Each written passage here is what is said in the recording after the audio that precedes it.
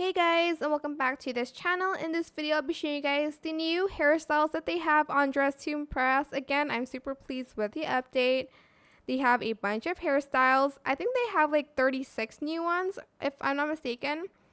There's this cute one here. There's one that moves, which I think is so cool, which is this one. So animated, more animated. There's this one.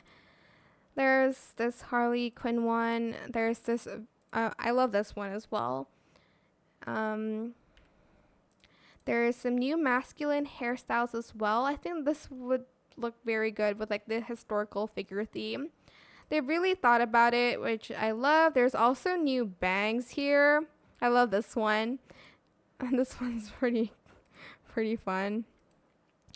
But yeah, those are the new hairstyles. I love this combo. And that is it for this video. I hope it was helpful for you guys. Don't forget to like, comment, share.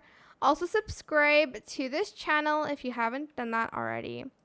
If you have any more questions about this video, just leave it in the comment section down below.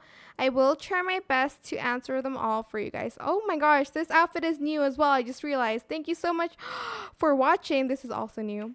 Bye.